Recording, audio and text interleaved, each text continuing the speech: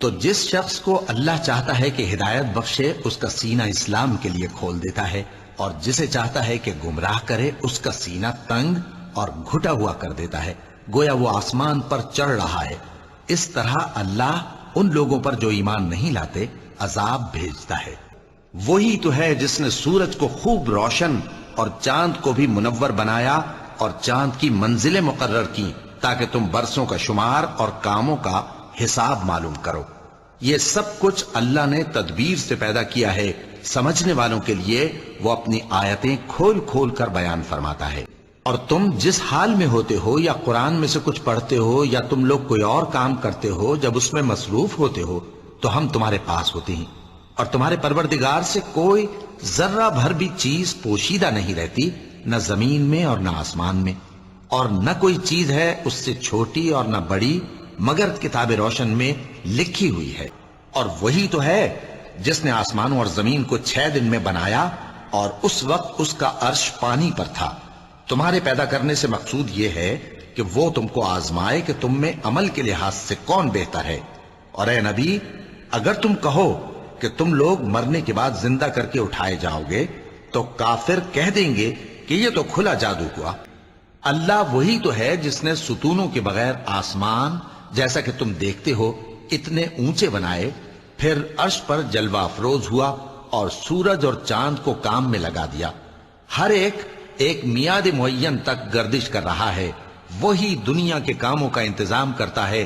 اس طرح وہ اپنی آیتیں کھول کھول کر بیان کرتا ہے کہ تم اپنے پروردگار کے روبرو جانے کا یقین کرو۔ اور وہی ہے جس نے زمین کو پھیلایا اور اس میں پہاڑ اور دریا پیدا کیے اور ہر طرح کے میووں کی 2 قسمیں بنائیں۔ وہی رات کو دن کا لباس پہناتا ہے۔ غور کرنے والوں کے لیے اس میں بہت سی نشانیاں ہیں۔ جس دن یہ زمین دوسری ہی زمین بنا دی جائے گی اور آسمان بھی بدل دیے جائیں گے اور سب لوگ اللہ کے سامنے نکل کھڑے ہوں گے، جو یکتا ہے، بڑا زبردست ہے۔ اور ہم ہوائیں چلاتے ہیں جو پانی سے بھری ہوئی ہوتی ہیں، سو ہم آسمان سے مے برساتے ہیں، پھر ہم تم کو اس کا پانی پلاتے ہیں اور تم تو اس کا خزانہ نہیں رکھتے۔ اور ہم نے انسان کو کھنکھناتے سڑے ہوئے گارے سے پیدا کیا ہے۔ یہ اس ذات کا اتارا ہوا ہے جس نے زمین اور اونچے اونچے آسمان بنائے۔ کیا کافروں نے نہیں دیکھا کہ آسمان اور زمین دونوں ملے ہوئے تھے، تو ہم نے ان کو جدا جدا کر دیا اور تمام جاندار چیزیں ہم نے پانی سے بنائیں، پھر یہ لوگ ایمان کیوں نہیں لاتے؟ اور ہم نے زمین میں پہاڑ بنائے تاکہ وہ لوگوں کو لے کر ڈولنے نہ لگے، اور اس میں کشادہ رستے بنائے تاکہ لوگ ان پر چلیں۔ اور وہی تو ہے جس نے رات اور دن اور سورج اور چاند کو بنایا، یہ سب اپنے اپنے مدار میں تیر رہے ہیں۔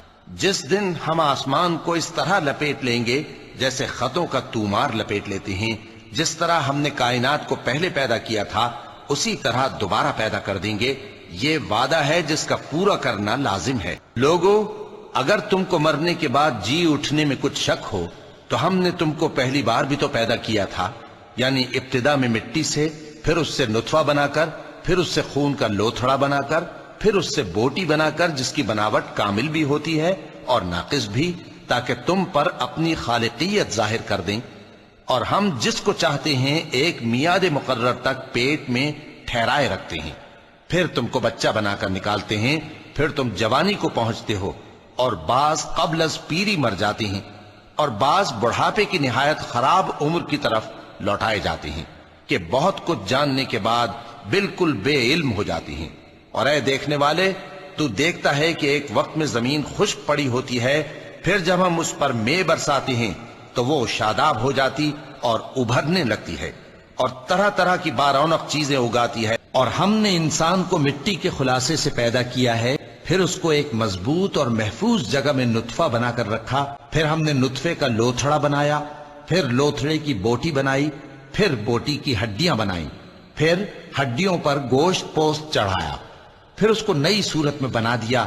سو بڑا برکت والا ہے اللہ، جو سب سے اچھا بنانے والا ہے۔ اور اللہ ہی نے ہر چلنے پھرنے والے جاندار کو پانی سے پیدا کیا، تو ان میں سے بعض ایسے ہیں کہ پیٹ کے بل چلتے ہیں، اور بعض ایسے ہیں جو 2 پاؤں پر چلتے ہیں، اور بعض ایسے ہیں جو 4 پاؤں پر چلتے ہیں۔ اللہ جو چاہتا ہے پیدا کرتا ہے، بے شک اللہ ہر چیز پر قادر ہے۔ کہہ دو کہ اس کو اس نے اتارا ہے جو آسمانوں اور زمین کی پوشیدہ باتوں کو جانتا ہے، بے شک وہ بخشنے والا ہے، مہربان ہے۔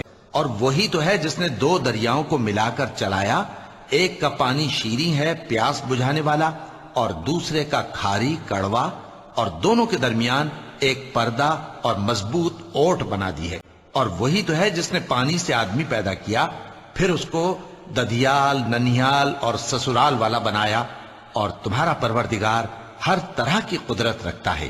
بڑی برکت والا ہے وہ جس نے آسمان میں برج بنائے اور ان میں آفتاب کا نہایت روشن چراغ اور چمکتا ہوا چاند بھی بنایا۔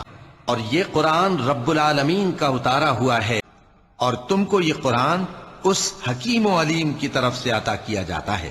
اور تم پہاڑوں کو دیکھتے ہو تو خیال کرتے ہو کہ مضبوط جمے ہوئے ہیں، مگر وہ اس روز اس طرح اڑتے پھریں گے جیسے بادل۔ یہ اللہ کی کاریگری ہے جس نے ہر چیز کو مضبوط بنایا، بے شک وہ تمہارے سب افعال سے باخبر ہے۔ اور تم اس سے پہلے کوئی کتاب نہیں پڑھتے تھے اور نہ اسے اپنے ہاتھ سے لکھ ہی سکتے تھے، ایسا ہوتا تو اہل باطل ضرور شک کرتے۔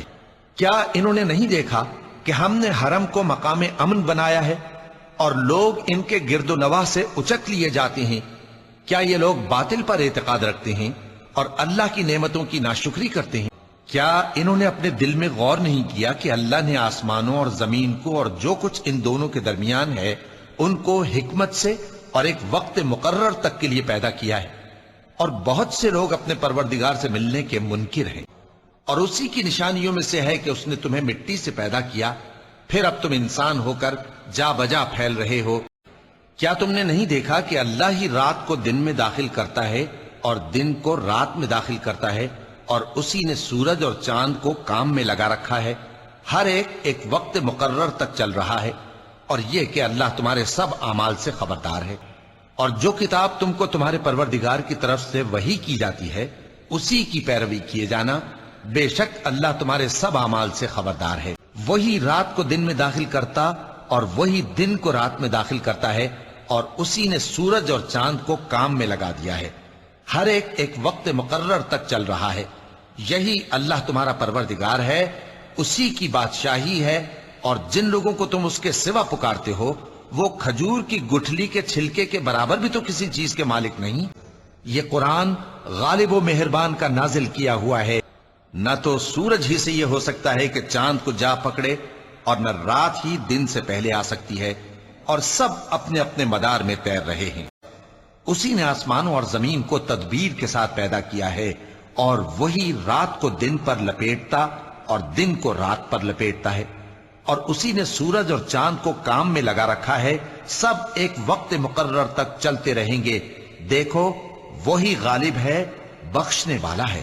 اس کتاب کا اتارا جانا اللہ کی طرف سے ہے جو زبردست ہے، دانا ہے۔